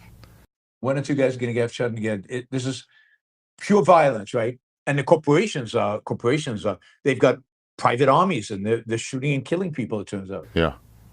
I'm not gonna do it. Or something else got to have to happen. Some other radical change. They're so intertwined now. It's like you can't get past Exactly. it. There's so much dirty Yeah, money. what are we gonna give up, fellas? No. We can't lose it. No, we got a can't good lose. thing Yeah, going. we But gotta get it's somebody in there. funny It ain't how killing the politicians. We got a good things going, but who produces this good thing that's going? Who produces who makes it possible for Joe Rogan to have this podcast? YouTube and what's the big streaming podcasting thing that he's on, the music provider? I mean, these are all big corporations. YouTube is owned by evil Google, one of the biggest companies in the world.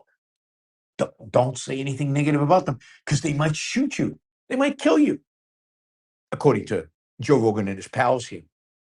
I mean, this is so ignorant and so conspiracy theory BS. I mean, why would we be surprised? I mean, it's Joe Rogan, after all, the master of conspiracy theories. And they're not going to give up. They're going to keep fighting this, but not if it means getting shot. No, they don't want to do that. Give up, fellas? No. We can't lose it. No, we got a can't good lose. thing Yeah, going. we gotta But get somebody in it's there. It funny ain't how killing the politicians. It's killing the slowly people who but control it. surely people try to turn everything into some sort of a totalitarian government. They slowly want more and more power, more and more control. They want to siphon more and more money. It's just over time. That's always what you're fighting against. Always. But don't you feel like we're at a boiling point? It feels like something's going to happen. Yeah, it's pitchfork era. Something something's should happen coming. because if it doesn't happen, then we're all going to be fucked. No one can get a home. No one can pay Right. their bills. They got Right. flock Everyone's living with cameras roommates at everywhere. 35. Literally nobody can get a home. Nobody can get a home. Home ownership today in the United States is just the same as it was 20 years ago, 30 years ago, 40 years ago. It's about 64%. But nobody can get a home. Nobody can get a home. Nobody can pay their bills. Personal bankruptcies, about the same as they've always been. They haven't gone through the roof. They haven't exceeded. What was the other thing he said? I mean, there was something else. Flock Right. cameras. Flock Everyone's living with cameras roommates at everywhere. 35. Flock cameras everywhere, looking at you, evaluating you, judging you. Social scores, big in the United States. Where do these people come off with this nonsense? I mean, the implicit pessimism here about the state of the country, it's just unhinged.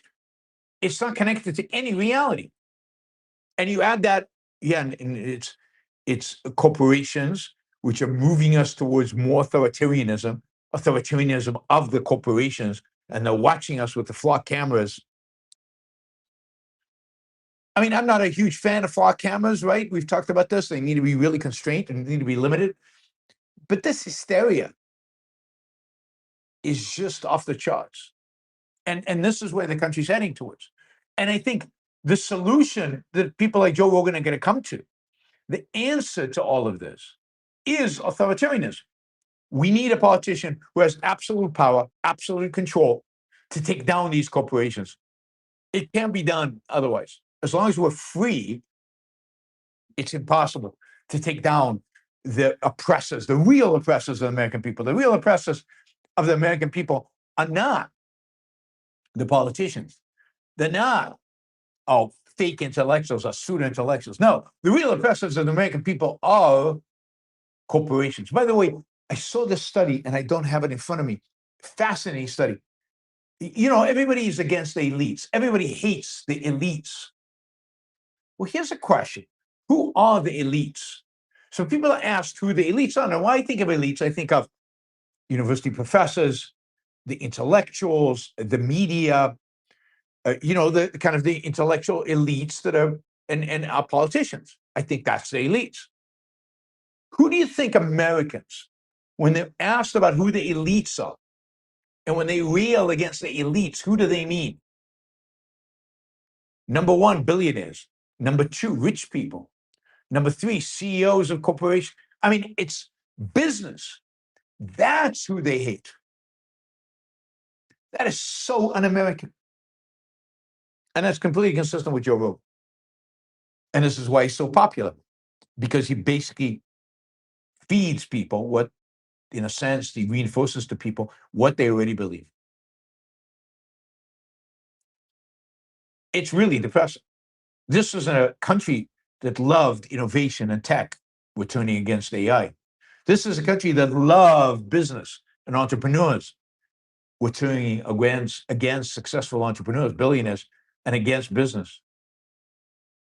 So the elite is code word. It's code word for class warfare. This is why the left and the right see eye to eye on so many things.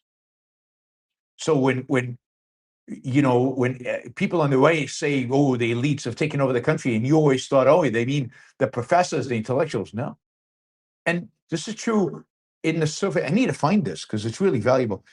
It was broken up between Democrats and Republicans. And while Republicans tend to be more suspicious, more categorize university professors elite than Democrats, it's still a small percentage, very small as compared to what they both categorize in terms of rich people, billionaires, tech people. Scary days, guys. All right. In spite of that, we keep on going and we will continue to fight. Here on the Yaron Brook Show, we do not give up. We will continue to fight and you will not silence us. So, I'm not worried about a corporation putting a bullet in my head. That is not one of my main worries in life. All right, let's thank some of the sticker people. Adri, $50. Thank you, Adri. Really appreciate that. Jesh and Jason and of course, Troy for the 500 Australian. Thank you, Troy. And let's see, who else do we have? We have Bonnie and we have Johnny. And we have Stephen Hopper and Alan. And I think we had maybe somebody else up here. Yep, I think that's it. All right, thank you. If I missed you and you did a sticker, thank you to everybody who did a sticker today. We're only 140 short of our third hour goal. We are going to go into that third hour, definitely, given that we have some questions. All right, Michael. People equate selfishness with narcissism. But is this psychological projection? People don't like Ayn Rand because they themselves are narcissists. They believe others owe them validation and happiness. I certainly think that's true of some people. I don't think it's true of everybody. I think a lot of people are bought into altruism and they reject selfishness, period. But I think you're right that a significant number of people who otherwise you'd think would be attracted to objectivism and think would be attracted to rational self-interest are not, because they're narcissists. And again, they're narcissists because they've rejected altruism and they believe those are the only two options. And when they encounter an option in Ayn Rand, it's already too late for them because they're already committed to this idea of validation and they need others to grant them happiness. This is connected to second-handedness and a lot of what Ayn Rand talks about, right? And again, to break out of altruism's hold on us, which I think the narcissist is held by altruism. This shapes their choice of narcissism or their gravitation towards narcissism. To break through altruism, you need to be a thinker. You need to be committed to thinking, to reason, to rationality. And look, we talked about this when we talked about on one of the members only shows, we talked about the missing link. This is exactly what she talks about in the missing link. People are not thinkers. They're not abstract thinkers. They're not willing to challenge ideas that are prevalent in a culture. They just roll with them.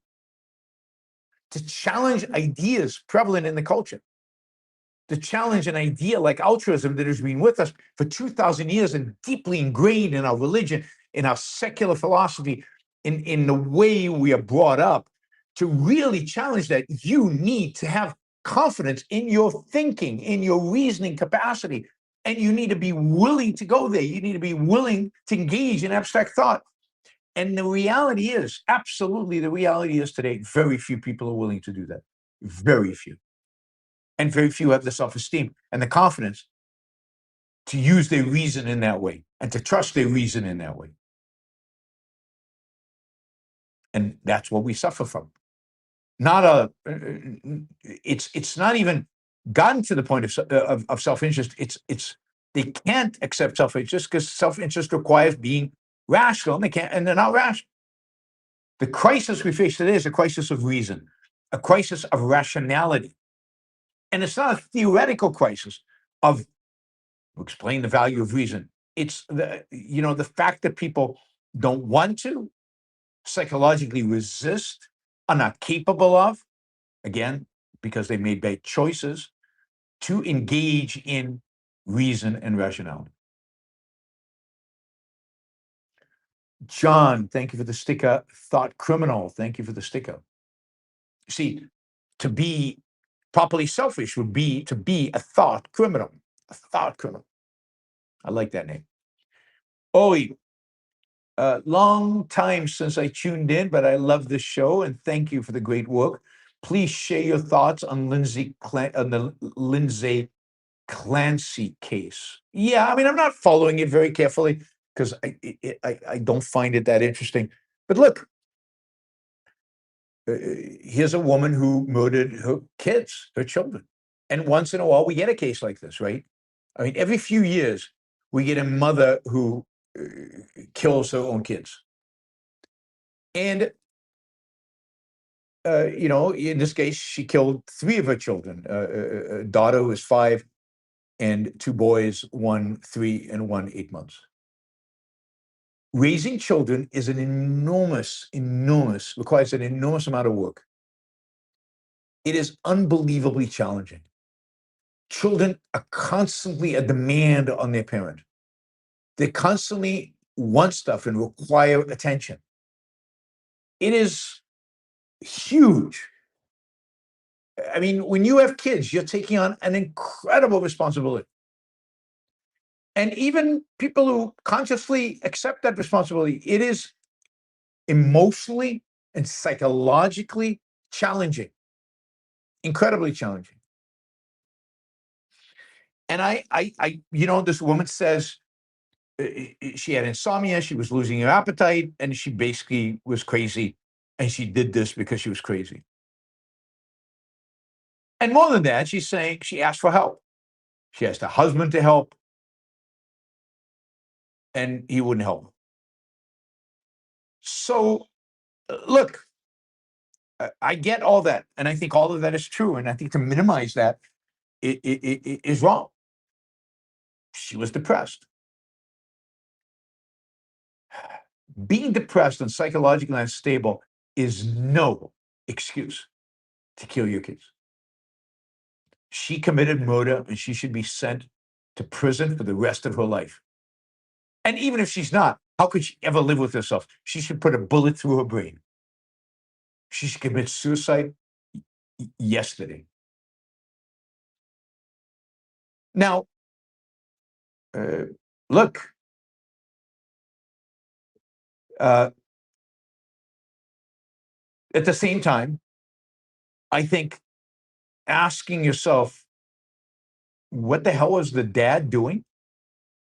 Why was he not helping? Why didn't he see the extent to which his wife was distressed?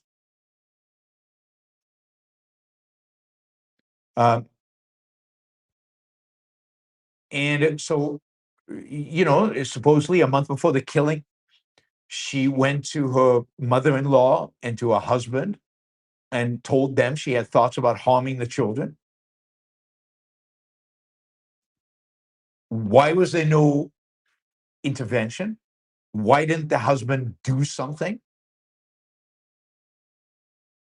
Right. I don't know. I don't know. Supposedly this is also a failure of the NHS, National Health Service. I'm shocked because they didn't provide, the kind of mental health stuff that they, treatment that they needed to help. Look, it doesn't matter. This is a clear case of murder. She murdered a kid. She admits that. And she should go to jail for the rest of her life. She should have been stronger. And her husband, I don't know if you could penalize him. I can't think of a legal theory under which, but God, he should put a bullet through his brain. The fact that he did not immediately, when she said she had thoughts of harming the children, he did not take on more responsibilities in helping her out, maybe even distance the kids from her until she got psychiatric or psychological care. Raising a kids is not the mother's responsibility. It's not just on women to raise kids. And men need to step up. And the fact that the father didn't step up is pretty shocking and horrific. So that's my take. Given my limited exposure to the case, right? I don't find these criminal prosecutions that interesting. But obviously this has made the news and it's all over the place. Right. So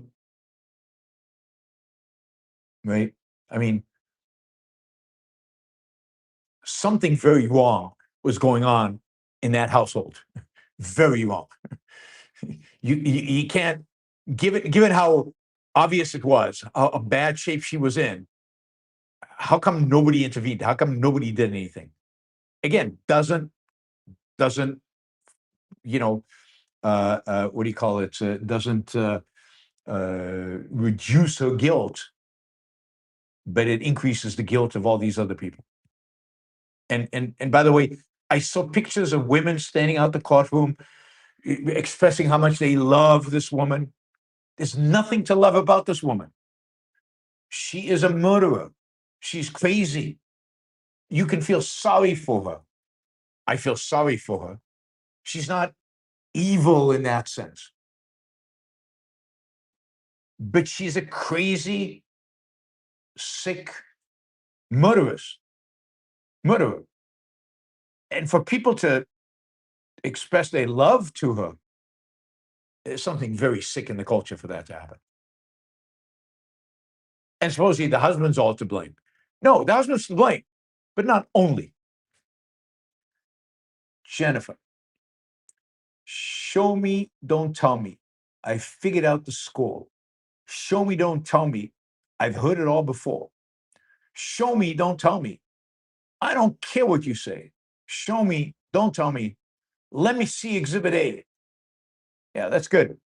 That's good. Show me. Points. Reality. That's the standard, not words. Ryan says, economic war, send a few bombs to the Demavad power plant near Tehran. Not happening. Obviously, we're not serious. Yeah, we're not serious.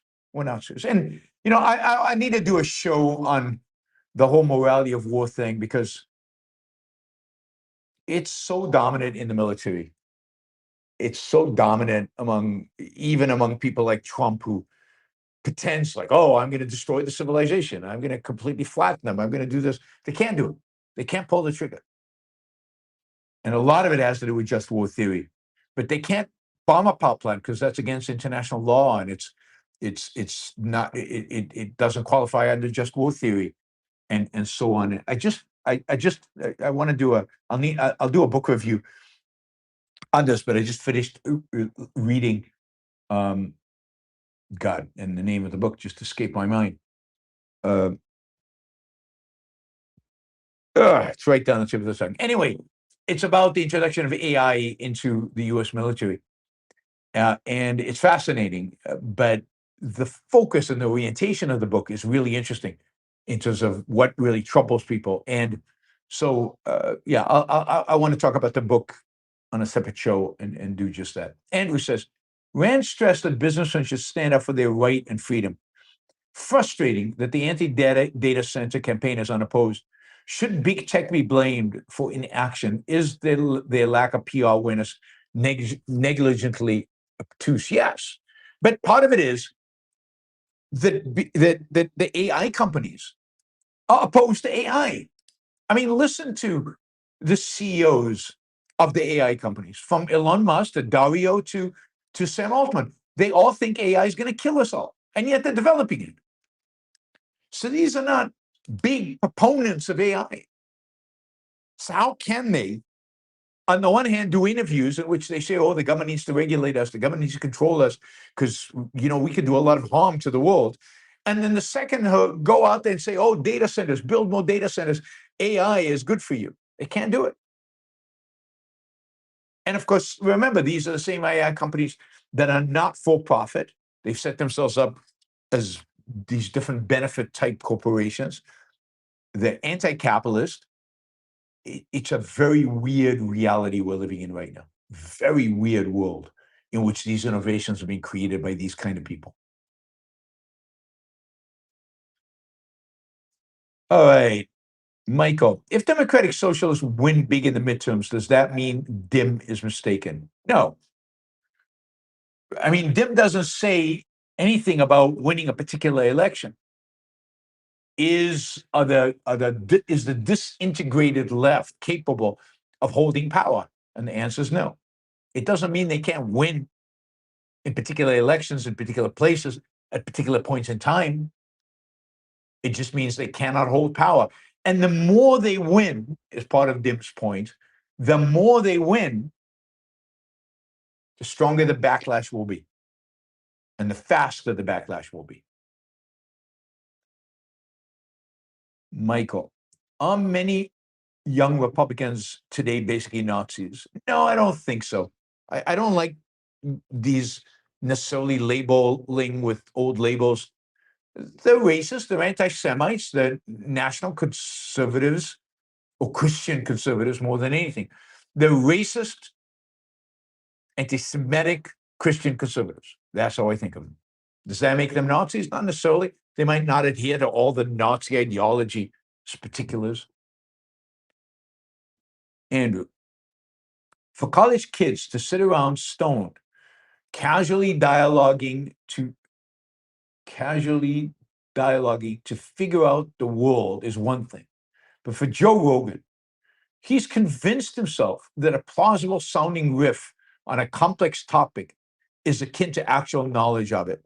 Yeah, I mean, I don't know that Joe Rogan knows what knowledge is or conceptualizing knowledge is in any way. He just riffs. All he knows is riffing.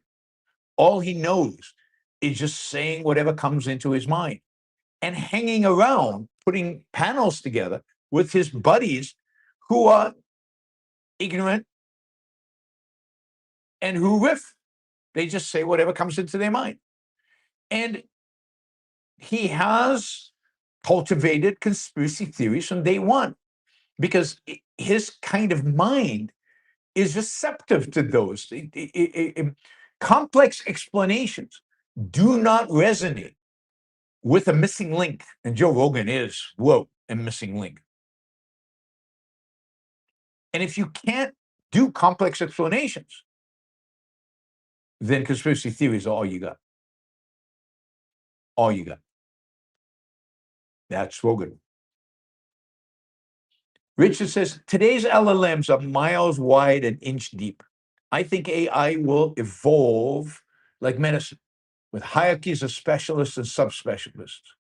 It will take a lot of people to train and test specialist AIs. Yeah, I mean, I think that makes sense. It's super interesting right now how this is happening and what exactly will happen. But yeah, I think you're going to have specialist AIs. AI is right now very good at coding. And it's going to have to take over other fields. It's going to have to be trained. And that's by specialists. And it's going to, everything's going to be slower than what people expect. Michael says, this is a quote from Richard Feynman. You have no responsibility to live up to what other people think you ought to accomplish. Absolutely. So in other words, Feynman is rejecting second-handedness. Good for him. Matt, why people don't care about Ukraine? It's white people versus white people. Neither are seen as super poor or super rich. Neither are the Jews. Yes, and to the extent that they care, they're pro-Russia because the Russians are more Christian, perceived to be, not in reality, perceived to be more Christian, more for family values, more anti-LGBTQ, and therefore they're better. They're better white people. Zigans, something like that. I'm Zeph. Okay, Zeph. Hey, Zeph. What's the prognosis for Taiwan's ability to fend off Chinese invasion without U.S. support? I mean, assume no U.S. support and no Japan and no South Korea. So they're doing it all by themselves. They can fend it off for a while. They can cause the Chinese a lot of casualties. But the Chinese have an enormous army. They have the ability to produce millions of drones. They can just keep hammering and hammering and hammering. I think without outside support, Taiwan falls ultimately. It can hang on for a long time, though, and it can make the war very bloody. Sadly, as I've said in the past, Taiwan does not seem to be investing enough in its military to really fully fend off a Chinese invasion. They're not buying enough weapons. They're not, their population is not committed to fighting, it seems. So I don't know, I guess I don't know enough about what's happening in Taiwan, but based on my assessment, they can fend them off for a long time, but ultimately they will capitulate. And they could fend them off for good if Taiwan was willing to invest more fully in its own self-defense in kind of weapon systems. I mean, the ultimate would be Taiwan being a nuclear power and therefore have nuclear deterrence. They need to have enough conventional deterrence to function in the same way. And I don't think they do yet. All right. Roland says, total amount of interest I've earned on my Swiss bank account over the last 3 years is exactly 0.00 francs. Yeah. I mean, I'm surprised they're not charging you to keep the money in the bank. In other words, negative interest.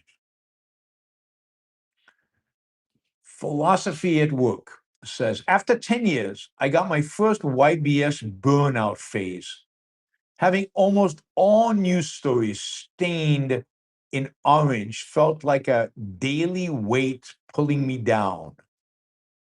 Then I discovered the newly added format with Nikos, which rekindled my love for everything Yaron Brook. Thank you so much for all you do. Shine on. Well, thank you. I'm not sure what the orange refers to exactly. I don't quite understand the analogy. Why is everything stained in orange? If I do it, in what sense am I staining it with orange? Not sure. Tomorrow will be my response to critics of capitalism. So it'll be one of those shows.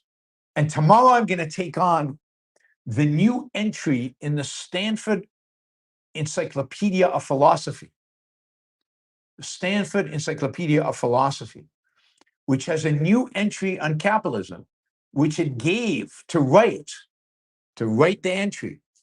Just one person, and that person is a dedicated anti-capitalist.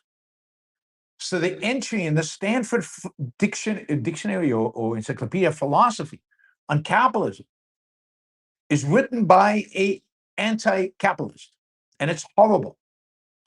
So I will take her, the woman who wrote it. I'll find a video of her, and we will analyze that. I will also introduce you to what was written in the Stanford Encyclopedia and integrate the two, what she says in the video and what is written in the encyclopedia. So it should be a really interesting show tomorrow. Again, this is one of the most prestigious publications in the world out there, right?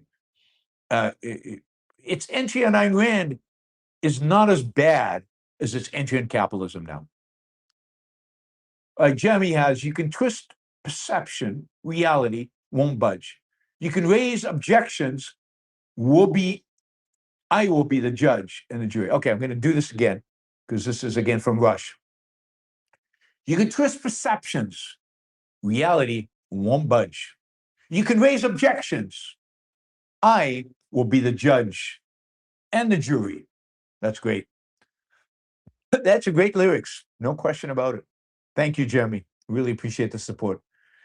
All right, guys, thank you. Thank all the super chatters. Thanks for all the support. I appreciate it. I will see you tomorrow for an analysis of a critic of capitalism. And I think it should be interesting. So I think you'll enjoy it. So join us. It'll be the same time as today, 2 p.m. East Coast time. I know that's not super convenient for a lot of you, but I hope enough of you can make it.